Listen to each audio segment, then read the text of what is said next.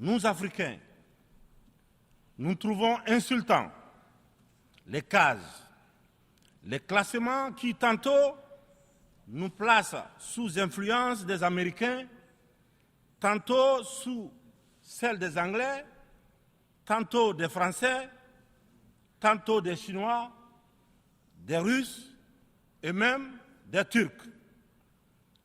Nous ne sommes ni pro, ni anti-américains, ni pro, ni anti-chinois, ni pro, ni anti-français, ni pro, ni anti-russe, ni pro, ni anti-turc. Nous sommes tout simplement pro-africains. C'est tout.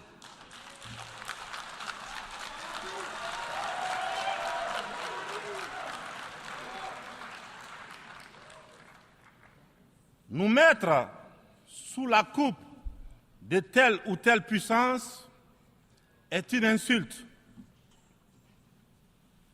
du mépris, du racisme vis-à-vis d'un continent de plus d'1,3 milliard de personnes. Il est important, dans cette prestigieuse et influente Assemblée, que l'on comprenne clairement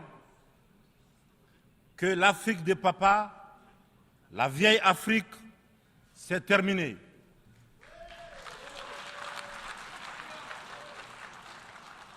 Avec une population de plus d'1 milliard d'Africains, dont environ 70% de jeunes totalement décomplexés, des jeunes ouverts sur le monde et décidés à prendre en main leur destin.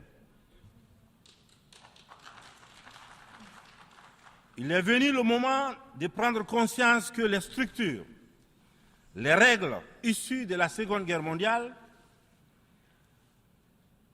en l'absence de nos États, qui n'existaient pas encore, sont obsolètes. C'est la fin d'une époque déséquilibrée, injuste, où nous n'avons pas droit au chapitre. C'est le moment de prendre en compte nos droits, de nous donner notre place, mais aussi et surtout le moment d'arrêter de nous faire de la leçon, de nous prendre de haut, d'arrêter de nous traiter comme des enfants. Rassurez-vous, rassurez-vous, nous sommes suffisamment grands pour savoir ce qui est bien et ce qui est bon pour nous. Nous sommes suffisamment matures pour définir nos priorités, pour concevoir notre modèle qui corresponde à notre identité, à la réalité de nos populations, à ce que nous sommes tout simplement. Nous vous serions fort reconnaissants de nous faire confiance et de nous laisser mener notre barque comme vous l'avez permis dans certaines régions du monde. Vous l'avez permis en Asie, en Proche et Moyen-Orient, pour ne citer que cela. Cette infantilisation est du plus mauvais effet pour une jeunesse africaine qui s'est émancipée.